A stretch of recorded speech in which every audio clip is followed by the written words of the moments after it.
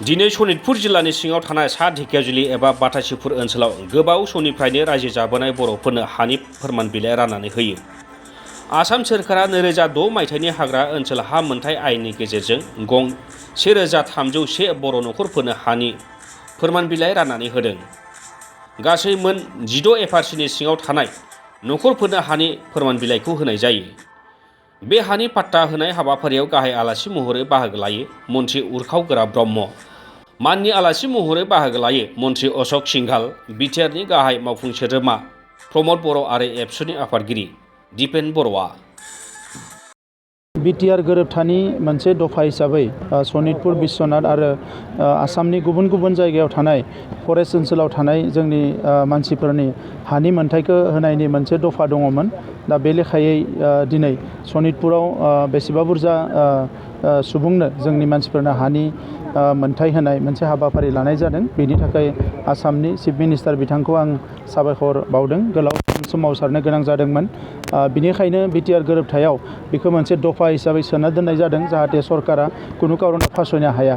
दा बे हाबाफारिया जानायनि उनाव बे ओनसोलनि स्कुल कलेज बायदिसिना जौगालु हाबाफारिफ्रा जोबोद गोख्रैनो जागोन होननानै आं मिजिंथिदों। आरो बेजों लोगोसे जोंहा गिदिर मोनसे एजेन्डा दंबावो गामि सोनाय आरो गामि दाननाय।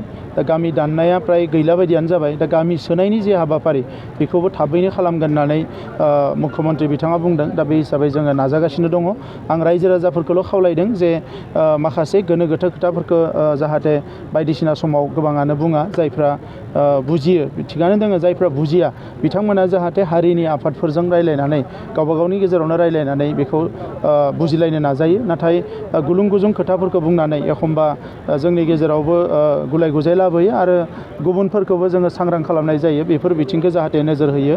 दा सनितपुर आरो बिश्वनाथाव रायजो जानाय जोंनि गासैबो रायजो राजाफ्रा दिनै मोनसे मोजां मोनसे मोनथाय एबा मोजां मोनसे एचिभमेन्टखौ दिनै मोननो हादों। आं मिजिंथिदों बाखिखिनि जेंनाखौबो थाबैनो सुस्रांनो हागोन। दायो जोंनि बे हानि जे फाट्टा राननाय बेयाव वाइल्ड लाइफ आरो फरेस्टनि खोथा फैगासिनो दङ। गोबां मानसिफ्रा बुंगासिनो बेनि सायाव मा बुङो? बे अरायसम थागोन। मानोना वाइल्ड लाइफ आरो फरेस्ट बे कनजारभेशन एक्ट दङ। बे हिसाबै बे ओनसोलाव माखासे मानसि थानो मोननाय मोनैनि खोथाफ्रा रोखा लिरनाय दङ। दा बे हिसाबै दिनै फरेस्ट डुवेलार्स एक्टखौ इमप्लिमेन्ट खालामनो बबेसिम हायो बेसिम बेखौ इमप्लिमेन्ट खालामगोन। जेराव हाया बेखौथ' हाजार नाजाबाबो हानाय नङा। नाथाय बिदि होननानै थागिबि सुबुंफोरनि जि मोनथाय बेखौ जाहाथे इगनर खालामा बेनि थाखायनो जों नाजागासिनो दङ, नोजोर होगासिनो दङ। दिनै हा पाट्टा राननायनि जि हाबाफारि बेवहाय गाहाय आलासि हिसाबै नुजाफैनो मोननानै आं गावनो गाव जोबोद आबेगिकबो जादों, खाफाल गोनांबो मोनदों। मानो होनबा आङो जिबननि 40-45 बोसोर जि संग्रामनि हिस्ट्रि बेखौ नायोबा सात्र दैदेनगिरिमोनबो आं बे ओनसोलनि जेंनाखौ मिथियैनि बाथ्रा गैया। इसेबां बोसोराव बेवहाय हानि मोनथाय गैयामोन, हानि बिगोमा नङा। नाथाय दिनै 2006 सनाव जि हाग्रा आयेन पास जादों बे हिसाबै जनजातिफोरा ट्राइबेलफोरा 2005 सननि 13 तारिख डिसेम्बरनि आगोल हाबनायब्लानो बिस्रा हा पाट्टा मोननांगौ आरो दासिमबो होनाय जायाखै सनितपुर जिल्लायाव। बेखौ दानि डिसि देब मिश्र आरो एडिसि ब्रिटिबा भुया बे सानै मुंखौ लानांगोन। बिसोर बहुत खस्थ' खालामदों। आरो दाखालि सानब्रै सानबासो आगोल चिफ मिनिस्टारखौ आंबो लोगो हमदोंमोन आरो अशोक सिंघाल रायलायनायनि गेजेराव चिफ मिनिस्टारा जोंनो मोनसे डिरेक्सन होदों जे 5 तारिख नभेम्बराव राननांगौ। बे मथे सान हर मावनानै दा 1301 सा परियालनो हा पाट्टाखौ राननाय जाबाय। दिनैनिफ्राय बिसोर हानि बिगोमा जाबाय। हाखौ मोजाङै बेंनानै रायजो जानांगौ आं बेखौनो खावलायो। आरो लोगोसेयैनो 2 माससोनि गेजेराव प्राय 700 सासो मानसिनो हा पाट्टा राननो हाबावगोन होनना बुंदों।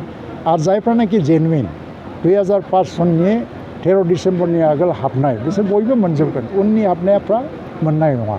आरो गुबुन हारि जायफ्रा जनजाति नङा, ट्राइबेल नङा, बिसोरो प्रमाण पत्र नांगोन। 75 बोसोर सिगां 2005नि सिगां 75 बोसोर सिगां थाफैनाय मोनसे प्रमाण पत्र होनांगौ, बिसोर हा पाट्टा मोननो हायो। दा आसामाव जेसेबां माने इन्डिजिनास मानसिफोर दङ, हा गैयै मानसिफोर बिसोर हा मोनजोबसिगोन, लेन्ड टाइटेल मोनजोबसिगोन। आरो बिनि आयेनफोरखौ आसाम गभर्नमेन्टआ पास खालामगासिनो दङ। दा बेनिखायनो दिनै आं ओंखायनो सनितपुर जिल्लानि गासै बर' रायजो राजाफोरनो आंनिफ्राय गाहाम हामलायनाय बावो। जायफोर मोनाखै बिसोर गोसो बायनो नाङा। थाब मोनलांगोन आरो गोख्रैनो मावलांनायनि थाखाय जों हाबाफारि लालांगासिनो दं। आथिखालाव नैबे फरेस्ट आरो नैबे वाइल्डलाइफनि खोथा फैगासिनो दङ बेयो मा थासारियाव दं? दा लेन्ड टाइटेल मोनोबा आं बेनि पजिसनखौ दिनै डिपार्टमेन्ट मिनिस्टार नङा हिसाबै आं दा बुंनांगौआ गोब्राब बबे पजिसनाव दङ। खिन्थु लेन्ड टाइटेल मोनोबा बेफोर जेबो जेंना जाया खारन जेब्ला सार्भे जागोन जेराव लेन्ड टाइटेल दङ बेवहाय दांनायबो नङा।